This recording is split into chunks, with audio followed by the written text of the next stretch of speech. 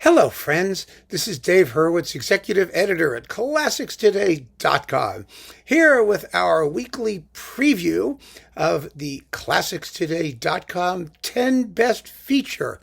If you are not a ClassicsToday.com member, here is the spiel. Please sign up.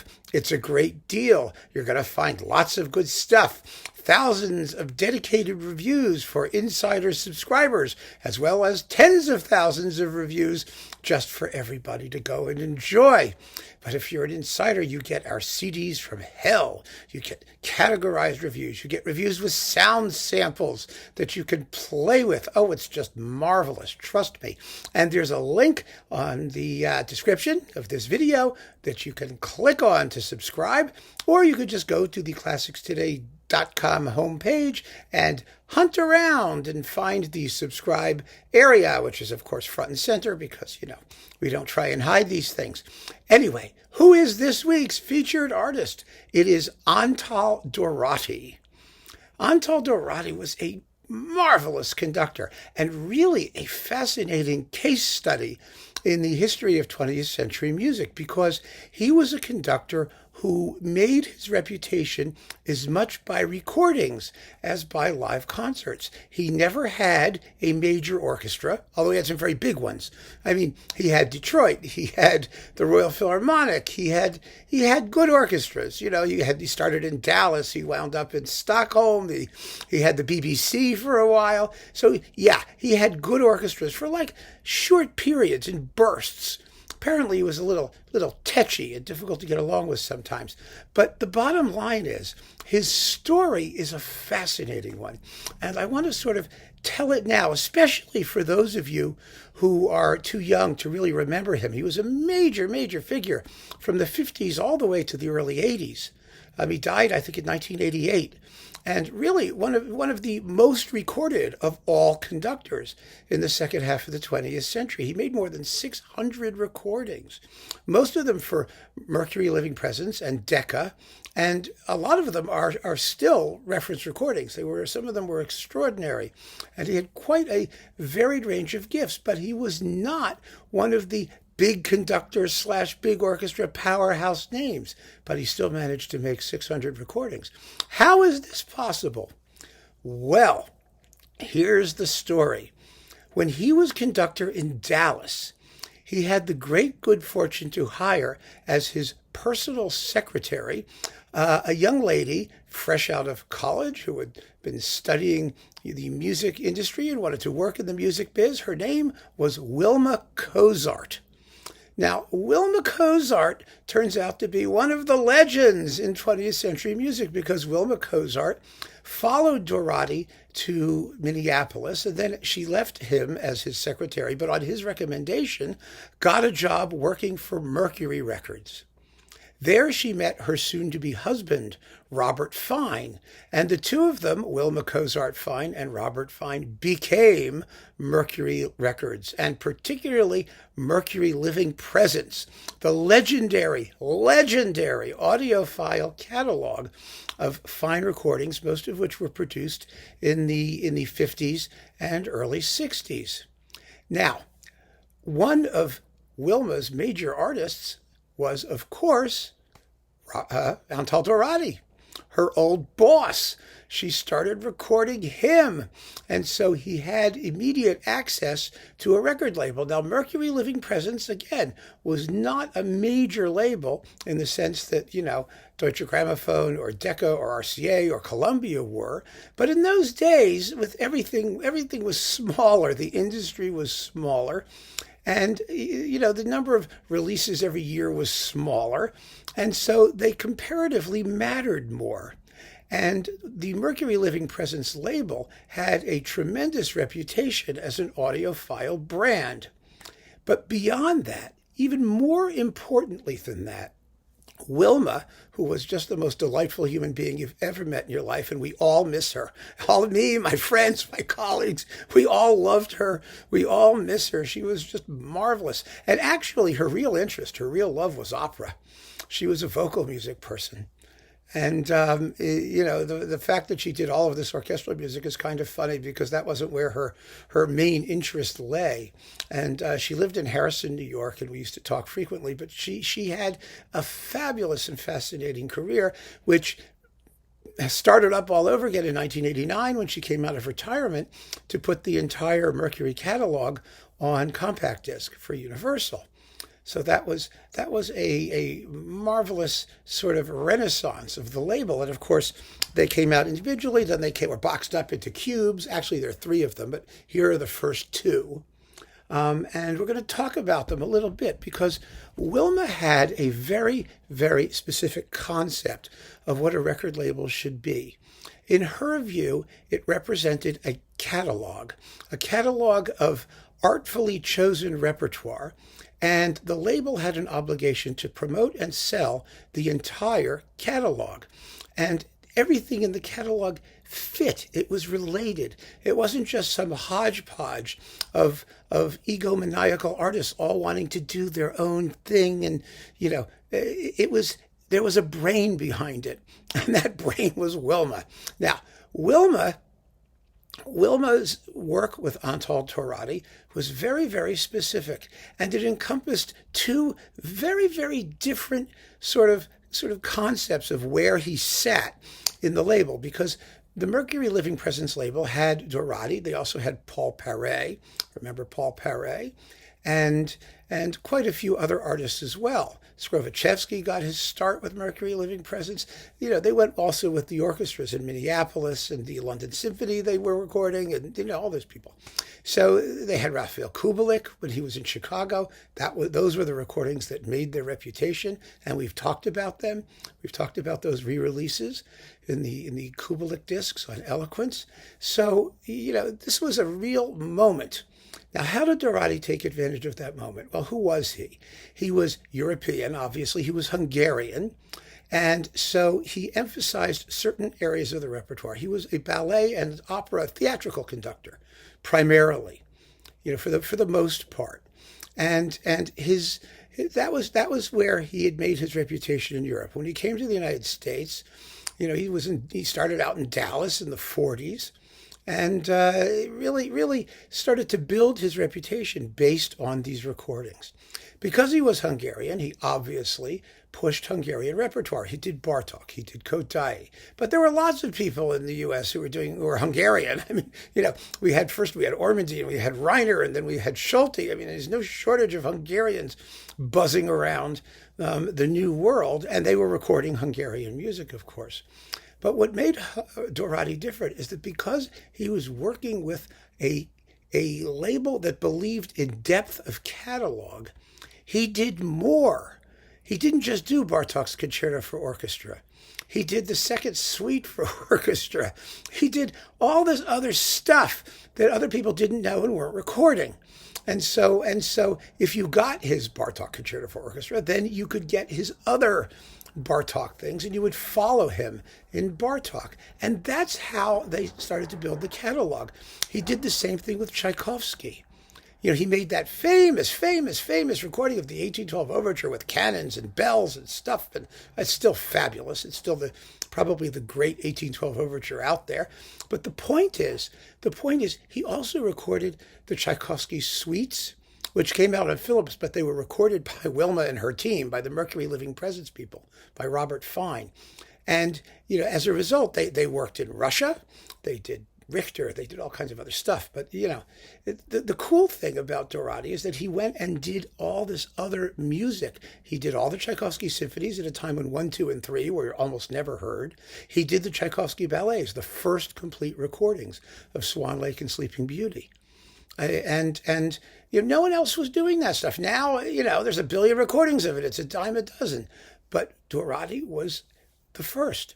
And he was the first because he had Wilma. He had a label that had this conception of the catalog. And so I want to just talk to you for a minute, take you through these boxes, and just show you what they did on Mercury Living Presence with Dorati that established his reputation in certain areas of the repertoire and allowed him to first do that, explore certain composers in depth. Second, fill in gaps in the catalog that other people weren't doing, because Dorati would record anything. I mean, he was willing to do unusual repertoire, which was such an important thing. He was very smart when it came to that. So he was able to also plug things in where they needed things in their catalog. So it's really just a wonderful, wonderful lesson in how records used to be, and probably should still be built, although how that all works in the digital age, I don't know. So here we have, fortunately, they have like the list of stuff in here, so I can just go through this pretty simply. Let's see what we have here. First, Prokofiev, the Scythian Suite, The Love for Three Oranges, and the Fifth Symphony. Then Tchaikovsky, that 1812 overture with Capriccio Italien and Beethoven Wellington's Victory. Then the Dvorak Slavonic dances, which fit into the sort of Slavic, general Slavic kind of Eastern European stuff he was doing. Dorati did the Slavonic dances many times. He did one on Vox as well with the Bamberg Symphony, which we can sort of forget about. And he also did one on Decca with Detroit, or with Royal Philharmonic, much later in digital. So then there was, let's see, Stravinsky. He did a lot of Stravinsky. He did the ballet stuff. He did Petrushka, The Rite of Spring. And let's see, what do we have? Then we have Ionescu, Romanian Rhapsody No. 1, Liszt Hungarian Rhapsodies 1 through 6, more Hungarian stuff. I'm going to skip the concertos, by the way, because he did a lot of accompaniment stuff as well. Then we have Ionescu, Romanian Rhapsody No. 2, the Brahms Hungarian Dances and the Haydn Variations. That put his toe into Brahms, and he actually turned out to be a very good Brahms conductor. Then we have Copland, Appalachian Spring and Billy the Kid, and Pictures in an Exhibition, of course, naturally. Let's see if there's any more here. Oh, yeah, Tchaikovsky, The Nutcracker, and the Serenade for Strings. Am I missing anything here? Oh, yeah, the first one, Kodaly and Bartók stuff. They don't list the contents here. And the Bartók Suite No. 2 that I mentioned, which nobody even knew existed. I mean, when I was young and you did Bartók, you did the Concerto for Orchestra, music for strings, percussion, and celesta, But suites numbers 1 and 2, no. There was Dorati. He was the guy. No one else was doing it, unless you had access to Hungariton and their old Bartók edition, where you could find these things sometimes. And then let's see, what else do we have here? Bluebeard's Castle by Bartók and Berg Wozzeck, 3 excerpts. How many people did that? Not many. And let's see, so that's the Dorati stuff. Oh, one more, Stravinsky, The Firebird. Okay, so that's box number 1. And now in box number 2, where they very kindly stuck they grouped it by artist, which was so smart. Because now I can just read down the list, and there's a lot of Dorati here. It's the first 15 or 16, 17 discs, which is a lot of stuff, or 20 discs. Oh my goodness. Yeah, all right, so what have we got? Schoenberg, Berg, and Webern. That's the one with the 5 pieces for orchestra and other stuff. I mean, not many people were doing that, but Dorati would do it. And he did it very well. He was a very good all-around musician. And then we have Respighi, The Birds and the Fountains and Pines of Rome. Dorati did more than just the usual Roman tone poems. He started exploring unusual Respighi. He'd actually started back in their mono days when he did the church windows and some other stuff like that. But then he also did the Ancient Airs and Dances, which are in here, we'll see. Then we have Bartók, Concerto for Orchestra and Dance Suite. And Respighi, the Ancient Airs and Dances, a classic. It became a classic, a bestseller.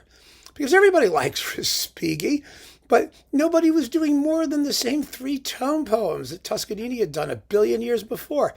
But there's tons of Respighi, as we all know. And now, of course, he's sort of a household world, and people collect and know all the weird Respighi. But before Dorati started doing it, nobody knew the other Respighi. And that was really a smart thing to do, to explore the catalog in depth and follow him on his Respighi journey, or his Bartók journey. Let's see, what else have we got here? Dvorak Symphony 7 and 8, and Gershwin, Copland, and Gunther Schuller, and Ernest Bloch. A selection of unusual American titles, which is always cool. And then we have Satie, Milhaud, Auric, and Francais, Parade, and, all that cool stuff. And let's see, Tchaikovsky's Pathetique Symphony, Bartók the Wooden Prince, Bartók the Miraculous Mandarin, Tchaikovsky Symphony No. 4 with some Borodin, Beethoven Symphonies 5 and 6. Turned out Dorati was a wonderful Beethoven conductor. Who knew? But because he'd done all this other stuff, they were willing to take a risk and let him do some Beethoven. It turned out to be first rate. And, you never could have anticipated that. He did not do a complete Beethoven cycle, however, for Mercury Living Presence, because that wasn't their priority with him. They were very smart that way. He later went on and did one with the Royal Philharmonic that was not on Mercury. And that's been reissued actually fairly recently on compact disc. And then let's see what else you got. Dorati, Albéniz, Faya, and Mussorgsky, orchestral cool stuff. And let's see, Kubelik and Dorati doing Schoenberg and Kodály and Hindemith. These are, CD recouplings. So, there's different, they weren't the way the LPs came out. Don't worry. And then let's see, Tchaikovsky's Beethoven 7 and overtures, and then Tchaikovsky's Swan Lake, and then Leo Delibes, so Sylvia and Coppelia. One of them was with Fistolari. I think Sylvia is with Fistolari. Coppelia was with Dorati, returning to his ballet roots. So these are the two Mercury boxes, the initial ones, and there's more Dorati in the third, including some of the mono stuff. But I hope you can see just how intelligently this catalog was planned. He did the stuff that he had a special feeling for, or they decided he had a special feeling for. He explored it at greater length, and then he filled in the gaps with interesting things that you couldn't get anywhere else, and that filled in niches in the Mercury catalog. It was a wonderfully smart plan. So that way, when Mercury stopped making records in the 60s and Dorati became a Decca artist, his future was mapped. He continued to do more interesting Stravinsky, unusual Richard Strauss. He did lots of unusual Richard Strauss. He did, Copland that other people weren't doing, like the Dance Symphony and things like that. You could always count on Dorati. He was always there. Something was always coming out, and it was usually interesting. And it was usually not the standard stuff. And then when he did do the standard stuff, it was very, very selective. It was a very, very smartly managed career. And we're not even going to go in to the thing Dorati is best known for, of course, which is Haydn, which would have been the thing nobody could possibly have predicted. He wound up doing the Haydn Complete Symphonies, because he wanted to find a way to give work to the Philharmonia Hungarica, which consisted of refugees from the 1956 Soviet invasion of Hungary. And I mean, I hesitate to think. I mean, we may soon be working with the Philharmonia Ukrainia, and I hope that there's somebody who's willing to do this for them if it becomes necessary, God forbid. But the point is that there was Dorati, willing to take on this unprecedented project of doing all the Haydn symphonies, the Haydn operas, weird stuff that no one else had touched. But he did it, and he did it well. And he did it well because he had that initial upbringing, as it were, artistic awakening to the smart management of a recorded catalog. And that is what we're going to be talking about over on ClassicsToday.com. The best of that very smartly managed recorded catalog. So please sign up as a ClassicsToday.com insider and come and join me for the best of Antal Dorati, his 10 best recordings. You already know what some of them are. I mean, but they're fun to talk about anyway. And you can listen to some samples along the way. And we'll take it from there. So keep on listening, folks. Thanks so much for joining me. Take care.